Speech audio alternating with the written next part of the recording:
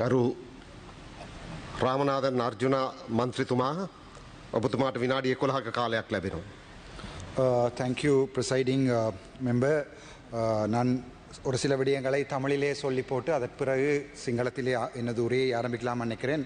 அண்மைய தினம் எங்களுடைய என்பிபி அரசாங்கத்தினுடைய 159 தூண்களில் மிகப்பெரிய தூணாக இருக்கிற எங்களுடைய ஜாழ்ப்பாணத்தின் மிகப்பெரிய பிரச்சார பீரங்கி எங்களுடைய இளங்குமரன் அவர்கள் அண்மையில் ஒரு பேட்டியில் நான் பார்த்தேன். என்ன சொல்லியிருக்கிறார் என்றால், நாங்கள் ஜனாதிபதியிடம் மக்களாக எல்லாருமாக சேர்ந்து ஒரு கோரிக்கையை முன்வைப்போம். எங்களுக்கு விடுவிக்கப்படாத இந்த காணிகளில் 2 மணித்தியாலங்கள் மேலதிகமாக உள்ளே போய் வருவதற்கு என்று சொல்லி ஒரு வீடியோ ஒன்றை நான் பார்த்தேன். எங்களுடைய ஜனாதிபதி உட்பட, எங்களுடைய இளங்குமரன் உட்பட, எங்களுடைய ஜாழ்ப்பாண பாராளுமன்ற என்பிபி பாராளுமன்ற உறுப்பினர்களுக்கு தெரியாது தாங்கள் இப்போது அரசாங்கத்தில் இருக்கிறார்கள் என்று. மன்னிக்க வேண்டும், தெளிவாக கேட்டுக்கொள்ளுங்கள். தெரியாவிட்டால் எழுதி வைத்துக் கொள்ளுங்கள். தாங்கள் இப்போது அரசாங்க எம்பியா இருக்கிற நீங்கள் பொதுமக்களில் ஊடகங்களில் கோரிக்கை வைக்க இயலாது. உங்களுடைய ஜனாதிபதியிடம் 2 மணித்தியாலங்கள் மேலதிகமாக பாதைகளை திறந்து விடுங்கள் என்று அதை சொல்லிக்கொண்டு, 2வது விடயம் நான் பார்த்தேன். நேற்றைய தினம் ஒரு கடிதம் ஒன்று வந்திருந்தது. 2014ஆம் ஆண்டு A-level எடுக்கின்ற ஜாழ்ப்பாண பல்கலைக்கழகத்தைச் சேர்ந்த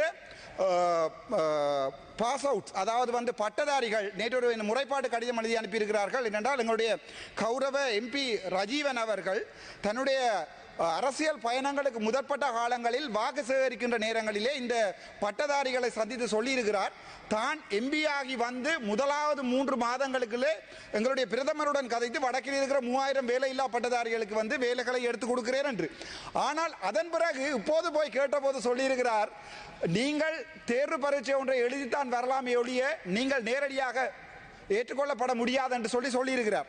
அப்போது நான் நினைக்கிறேன், தேர்தலுக்கு முன்னர் ஒரு கதை, தேர்தலுக்கு பின்னர் ஒரு கதை. இதற்கு இன்னொரு உதாரணம் ஒன்றை சொல்லுகிறேன். வடக்கு மாநிலத்திலே ஊழல் வைத்தியசாலை என்று சொல்லப்படுகின்ற ஒரு வைத்தியசாலை அல்ல, அங்கே இருக்கின்ற வைத்தியர் கிருசாந்தி அவர்கள் ஊழல்கள் தொடர்பாக நான் எங்களுடைய லஞ்ச ஊழல் ஆணைக்குழுவிலே முறைப்பாடு செய்திருக்கிறேன். அதை விட சாவச்சேரி ஆதார வைத்தியசாலையிலே முன்னர் இருந்த வைத்தியசாலை ஊழியர்கள் வைத்தியசாலை நிர்வாகிகள் ஊழல் செய்திருக்கிறார்கள், மில்லியன் கணக்கான பணம் ஊழல் செய்யப்பட்டிருக்கிறது என்பது தொடர்பாக லஞ்ச ஊழல் ஆணைக்குழுவுடன் நான் அவற்றை கொண்டே போட்டபோது இதுவரை இன்று வரை நான் முறைப்பாடு செய்து, இன்று நான் நினைக்கிறேன் கிட்டத்தட்ட ஒரு 20 நாட்கள் கடந்திருக்கும், இன்று வரை எந்த முறைப்பாடுமே விசாரிக்கப்படவில்லை லஞ்ச ஊழல் ஆணைக்குழுவில். அதுக்கு முக்கியமான காரணம் என்னென்றால், எங்களுடைய என்பிபியினுடைய வடக்கு மாநிலத்திலே இருந்து வந்த எங்களுடைய வைத்தியர் ஸ்ரீபவானந்தராய் அவர்கள் ஜாழ்ப்பாணம் போதனா வைத்தியசாலையிலே நடந்த அவ்வளவு ஊழலுக்கும் சைன் பண்ணி இருக்கிறார். ஆகவே என்பிபி அரசாங்கம் ஒருபோதுமே வைத்தியசாலைகளில் நடந்த ஊழல்களை தேடி பிடிக்காது. ஆனால் முதல் ஸ்பீச்சுகளே தெரியும், 31,300 சொச்சம் பவுண்ட்ஸ் டொக்கா என்று சொல்லப்படுகின்ற ஒரு லண்டனை ஆதாரதளமாக இயங்குகின்ற ஒரு நாட்டிய குழு ஒன்று 31,000 பவுண்ட்ஸ் கொடுத்துருக்கிறது, கிட்டத்தட்ட 1,200 லட்சம். அந்த பணத்துக்கும் அந்த பொருள்களுக்கும் எங்கே போன என்ற எந்த ஒரு கணக்கறிகளும் யாழ்ப்பாணத்தில் இல்லை. பிரதி அமைச்சரை கேட்கும்போது பிரதி அமைச்சர் சொல்லுகிறார், நாங்கள் இன்டர்னல் ஆடிட்டை பாராளுமன்றத்தில் சமர்ப்பிக்கும் என்று. என்னென்றால், சில விடயங்களை விளங்கிக் கொள்ளணும். கேட்கிற விடயங்களை தமிழில் கேட்கும் போது அவை விளங்கவில்லை என்றால் டிரான்ஸ்லேஷனை வடிவாக கேட்டுக்கொள்ளும்.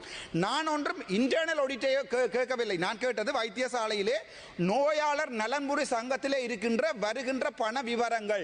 உங்களுக்கே தெரியும், இன்றைய தினம் பிரதி சுகாதார அமைச்சர் ஒத்துக்கொண்டிருக்கிறாராம், வடக்கில் வைத்தியசாலைகளிலே ஊழல்கள் நடக்கிற என்பதை நான் ஏற்றுக்கொள்கிறேன், அவற்றை நான் பார்க்கிறேன் என்று சொல்லியிருக்கிறார். ஆனால் இந்த ஊழலை பிடிப்போம், கள்ளர்களை பிடிப்போம், நாங்கள் சுத்தவாளிகள் என்று சொல்லி இதுவரை வந்த எந்த விடயங்களை செய்யவில்லை. எங்களுக்கு கவலை. உங்களுக்கு நான் 100% ஆதரவளித்தவன், ஆனால் இதை நினைக்கும் போது மிகவும் கவலை. 2வது விடயம், மன்னாரை பாருங்கள். நான் இன்று பாராளுமன்றத்தில் இருக்கிறேன் என்றால் ஜாழ்ப்பாணமும் மன்னாரும் தான் நான் பாராளுமன்றத்துக்கு வருவதற்கு பார்க்கிறேன் என்று சொல்லியிருக்கிறார். ஆனால் இந்த ஊழலை பிடிப்போம், கள்ளர்களை பிடிப்போம், நாங்கள் சுத்தவாளிகள் என்று சொல்லி இதுவரை வந்த எந்த அரசாங்கமும் இதுவரை சரியான விடயங்களை செய்யவில்லை. எங்களுக்கு கவலை. உங்களுக்கு நான் 100% ஆதரவளித்தவன், ஆனால் இதை நினைக்கும் போது மிகவும் கவலை. 2வது விடயம், மன்னாரை பாருங்கள். நான் இன்று பாராளுமன்றத்தில் இருக்கிறேன் என்றால் ஜாழ்ப்பாணமும் மன்னாரும் தான் நான் பாராளுமன்றத்துக்கு வருவதற்கு முக்கியமான காரணங்களாக இருந்த இடம். மன்னாரிலே ஒரு ஆதார வைத்தியசாலை, ஒரு மன்னார் ஜெனரல் ஹாஸ்பிட்டல், ஒரு மாவட்ட வைத்தியசாலையிலே ஒரு ஒரு குழந்தை பாலூட்டும் போது இறந்து விழுந்து செத்த அந்த அம்மாவிற்கும் அந்த குழந்தைக்கும், குழந்தை இறந்ததன் பிறகு தூக்கு போட்டு செத்த அந்த மரியதாஸ் என்று சொல்லப்படுகின்ற அந்த குடும்பத்திற்கு இன்று வரைக்கும் நீதி இல்லை, இன்று வரைக்கும் விசாரணைகள் இல்லை. மன்னாரிலே விசாரணைகள் நடந்து கொண்டிருக்கிறது. வைத்தியசாலை வைத்தியர் கைது செய்யப்படவில்லை.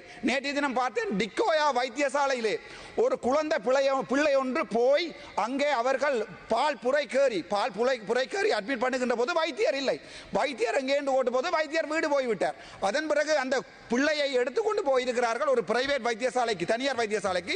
அங்கே சொல்லி இருக்கிறார்கள் பார்க்க மாட்டேன். எனக்கு இப்போ ஞாபகம் இருக்கிற சாவச்சேரி வைத்தியசாலையிலே வேலை இல்லாத நேரத்திலே நான் அன்றைய தினம் என்னுடைய டியூட்டி அல்ல, குவார்டர்ஸிலே காலோட்டிருந்த ஹாட் சட்டையுடன் டிஷர்ட்டுடன் போய் நான் அந்த பேஷனை ரீசசிடேட் பண்ணி அனுப்பியிருந்தேன்.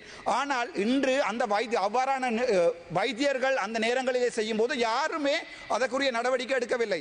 யாழ்ப்பாண வைத்தியசாலையிலே மலரவன் ஐயாவினுடைய ஓட்டிலே வைத்தியசாலை அத்தியட்சகர் அல்லது டைரக்டர் சத்தியமூர்த்தி அவர்கள் மிகப்பெரிய ஊழல் வேலைகளை செய்தார். அந்த ஓட்டை இல்லாமல் பண்ண ஆசியாவிலே அதிகூடிய சர்ஜரி செய்யப்படுகின்ற வைத்தியசாலை என்று சொல்லப்படுகின்ற யாழ்ப்பாண மலரவன் ஐயாவினுடைய அந்த ஓட்டை இல்லாமல் பண்ணி அங்கே இன்னும் 3-2 யூனிட்டுகளை கொண்டே போட்டு குழப்புவதற்காக வேலைகளை செய்தார். ஆனால் இங்கே நான் இங்கே நடந்த எங்களுடைய செக்டோரல் ஓவர்சைட் கமிட்டியிலே அவற்றை கதைத்து டிஜியிடம் சொல்லி செக்ரட்டரியிடம் சொல்லி அந்த வேலையை நிப்பாட்டி இருக்கிறேன். அதை விட நான் ஒரு சில விடயங்களை சொல்லுவேன்.